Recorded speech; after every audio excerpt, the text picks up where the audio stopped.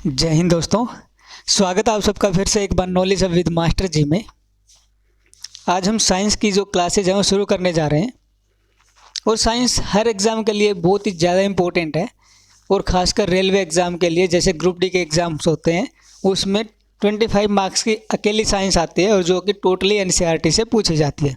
तो इसलिए हम सबसे पहले 9th से स्टार्ट कर रहे हैं एनसीईआरटी।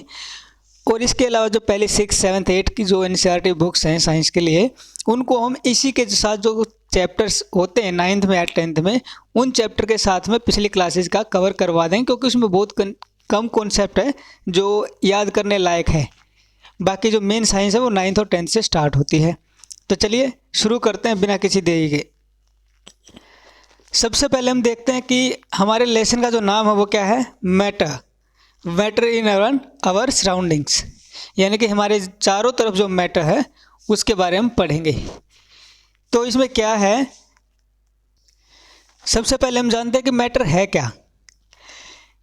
अभी ये जो मार्क किया गया है ये इंपॉर्टेंट है, ये सब आपको पढ़ना है, पढ़ सकते हैं। इसके साथ साथ मैं आपको ट्रांसलेट करता रहूँगा, समझाता रहूँगा उसके साथ में, आप देखते रहना। टोटली मैं लाइन टू लाइन नहीं पढ़ूँगा, ठीक है। तो सबसे पहले इसमें बताया गया है कि मैटर क्या है। मैटर क्या है कि जो कुछ भी हम अपने चारों तरफ देखते हैं वो किसी न किसी मटेरियल का बना होता है। यानी कि कोई भी वस्तु उठा लो, हमारे संसार की बात कर लें या एक यूनिवर्स की बात कर लें, वो किसी न किसी मटेरियल का बना होगा। और उसी मटेरियल को, उसी किसी वस्तु से जो बनी होती है, उसी वस्तु को साइंटिस्ट ने नाम दे दिया मैटर। क्या नाम दिया? साइंटिस्ट ने मैटर नाम दिया। अब इस मैटर में क्या क्या चीज़ें आती हैं, जैसे कि हर चीज़ आती है। अपने आसपास कुछ भी देख लो, जैसे हवा जिसमें हम सांस लेते हैं, भोजन, स्टोन, पत्थर, क्लाउड, बादल, स्टार्स, तारे, इसके साथ साथ जो प्लेनेट होते हैं, ग्रह, और animals, even a small drop of water, यानी कि एक बूंद है, जो पानी की एक बूंद भी इसी के अंदर आती, वो मैटर में ही से ही बनी होती है। और इसके अलावा जो पार्टिकल्स होते हैं, सैंड यानी मिट्टी के जो पार्टिकल्स होते हैं, छोटे छोटे कण होते हैं, वो सब क्या है, हर चीज़ मैटर की बनी होती है। Everything is matter. इसके बाद हम देखते हैं कि कुछ चीज़ें जिनका भी हमने जिक्र किया ऊपर, जितनी भी वस्तुएं, जैसे हवा है, प्लेनेट है, ड्रॉप ऑफ वाटर है, क्लाउड, स्टोन्स, एवरीथिंग, वो सब क्या है, कुछ ना कुछ अपना स्पेस ऑक्यूपाई करते हैं। और साथ के साथ उनका क्या है, अपना मास होता है, यानी कि उनका द्रव्यमान होता है। यानी कि हम कह सकते हैं कि वो वस्तुएं, ये सभी वस्तुएं, इनका खुद का अपना मास है और इनका खुद का अपना वॉल्यूम है, जो भी स्पेस घेरते हैं, ठीक है। इसके आगे देखते हैं, आगे की जो मॉडर्न डे में, मॉडर्न वर्ल्ड में भी क्या है, साइंटिस्ट ने क्लासिफाई किया किसको, मैटर को। दो तरीके से क्लासिफाई किया है। कितने तरीके से? दो से। किस बेस पे क्लासिफाई किया है? मैटर की जो फिजिकल प्रॉपर्टी हैं और जो केमिकल प्रॉपर्टीज़ हैं, इस बेस पे मैटर को दो टाइप्स में डिवाइड कर दिया गया है। अभी दो टाइप्स कौन अभी पढ़ेंगे हम।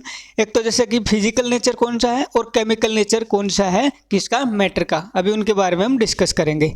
तो अभी पढ़ा हमने, जो साइंटिस्ट ने दो टाइप्स के क्लासिफिकेशन किए हैं based on their physical property and there chemical property, यानी कि केमिकल नेचर के बेस पे।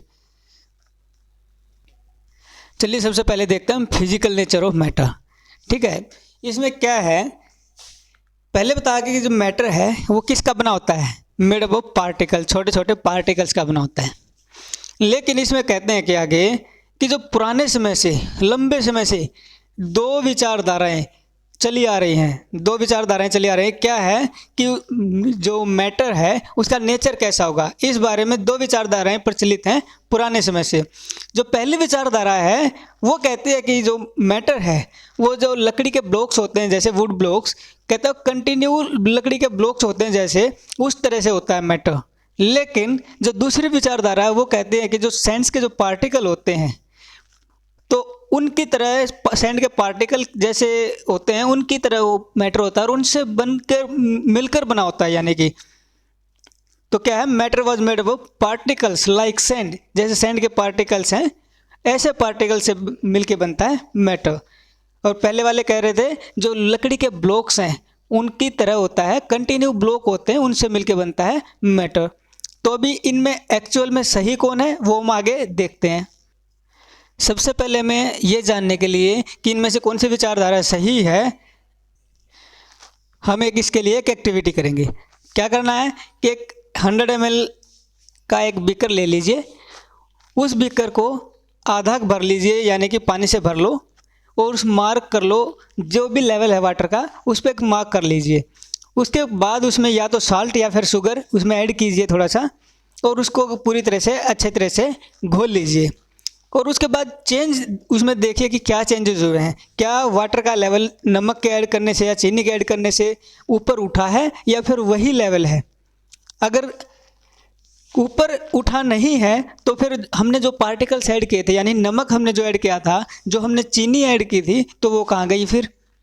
तो इससे हम देखेंगे ये एक्टिविटी करने के बाद कि जो वाटर का लेवल जितना हमने मार्क किया था वो लेवल उतना ही रहेगा, यानी कि वो ऊपर नहीं बढ़ेगा।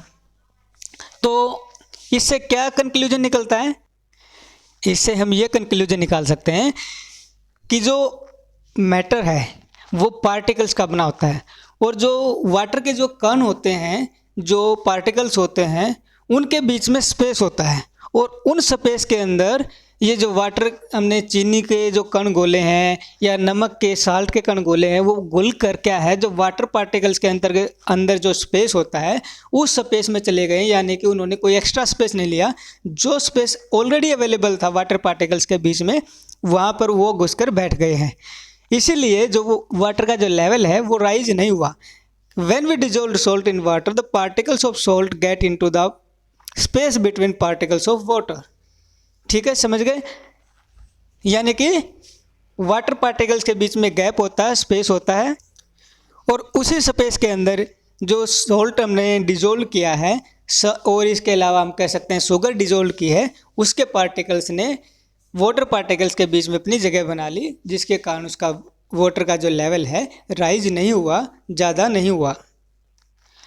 फिर उसके बाद हम देखते हैं कि जो पार्टिकल्स हैं मैटर के, वो कितने छोटे हैं, यानी कि अगर छोटे हैं तो कितने छोटे हैं, क्या हम पता लगा सकते हैं। तो चलिए इसके लिए भी एक एक्टिविटी लेते हैं। इसमें एक्टिविटी में क्या किया गया है कि जो पोटेशियम परमैंगनेट है उसके 2 से 3 क्रिस्टल हमने लिए और उनको डिजोल्व कर दिया एक 100 ml ऑफ वाटर में, यानी कि 100 ml वाटर लिया किसी बार, इसमें जग में या जो भी साइंटिफिक हम यूज करते हैं टर्म, तो उसमें लेकर हमने क्या किया, 2-3 क्रिस्टल है पोटेशियम परमैंगनेट के, वो उसमें डिजोल्व कर दिए। उसके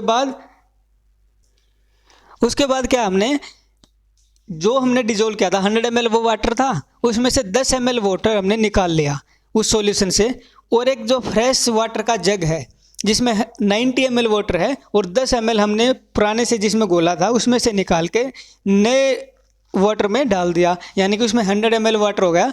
लेकिन उससे क्या है, उसका कलर चेंज हो गया। जैसे कि अभी ये देख लीजिए आप, स्टार्टिंग में हमने क्या किया था, ये रहा आपके सामने, ये था हमारे पास फ्रेश वाटर का जग, इसमें हमने 2 से 3 क्रिस्टल लिए पोटेशियम परमैंगनेट के, इसमें डाल दिए, इससे कलर हो गया ये वाला।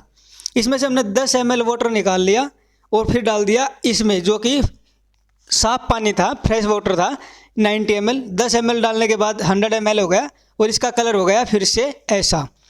फिर इससे हमने क्या किया, 10 ml फिर से निकाल लिया और 90 ml जो फ्रेश वाटर था उसमें डाल दिया, ये 100 ml का बार फिर से हो गया, इसमें फिर वाटर इतना हो गया, और इसी तरह फिर 10 ml इसमें निकाला और इसमें डाल दिया फ्रेश वाटर में। अभी हमने क्या डिफरेंस देखा कि सभी में 100 ml वाटर है, लेकिन जो फर्स्ट में हमने डिजोल्व किया था उसका कलर और लास्ट में जो डिजोल्व किया उसका कलर में डिफरेंस देखिए कितना ज़्यादा डिफरेंस आया हुआ है।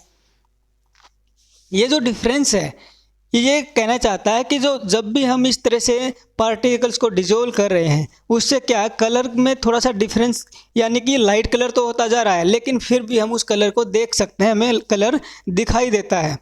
यानी कि estimating how small are the particle of matter with very dilution thus the colour become light, it is visible still visible, यानी कि लाइट कलर हो गया मान लिया लेकिन फिर भी हम उस कलर को देख सकते हैं।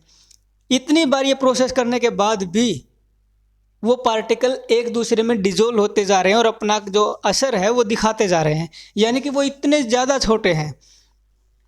अभी नेक्स्ट जो देखते हैं, कहते हैं कि जो ये एक्सपेरिमेंट है वो क्या बताता है हमें, कहता कि केवल कुछ ही क्रिस्टल्स हैं जो पोटेशियम परमैंगनेट के, उसने एक बड़ी मात्रा में जो पानी है हमने लिया था उसको कलर्ड कर दिया, उसमें अपना जो असर है वो दिखा दिया। और एक थोड़ा सा पार्टिकल है जो अबाउट 100 लीटर यानी कि 1000 लीटर जो पानी है उसको कलर्ड कर सकता है कुछ ही पार्टिकल। इसलिए हम क्या है यहाँ से क्या कंक्लूड कर सकते हैं, इसका निष्कर्ष क्या निकाल सकते हैं कि जो ये मैटर होता है इसमें मिलियंस ऑफ टीनी पार्टिकल्स होते हैं। केवल एक क्रिस्टल में पोटेशियम परमैंगनेट की, जो पोटेशियम परमैंगनेट हमने लिया था उसके केवल एक क्रिस्टल में मिलियंस ऑफ छोटे छोटे पार्टिकल्स हैं जो कि अपने आप को डिवाइड करते रहते हैं। आगे मिलियंस होंगे तो वो थोड़ा थोड़ा डिवाइड करेंगे, तब भी क्या है वो अपना असर दूसरे में दिखाते जाएंगे। और इस तरह से वो इतने छोटे पार्टिकल्स होते हैं कि हम उसको इमेजिन भी नहीं कर सकते कि वो कितने छोटे पार्टिकल हैं। दूसरा, हम ये जो प्रोसेस है डिटोल के चेक कर सकते हैं। जैसे 2 ml डिटोल लिया, पोटेशियम परमैंगनेट की जगह डिटोल लेंगे और इसी तरह से हम वाटर में डिजोल्व करेंगे। और अब की बार उसका कलर चेक नहीं करना हमें, अब की बार हम उसमें चेक करेंगे उसकी जो स्मेल है कि उसमें बार बार जैसे कि उससे 10 ml दूसरे में डाला, 10 ml फिर दूसरे में डाला, इस तरह से देखते हैं तो क्या उसकी जो डिटोल वाली स्मेल है वो आ रही है। अगर वो आ रही है तो वो यानी कि। तो आज की वीडियो में बस इतना ही, बाकी का हम नेक्स्ट वीडियो में करेंगे। तब तक पढ़ते रहिए, मुस्कुराते रहिए। तब तक के लिए जय हिंद, जय भारत।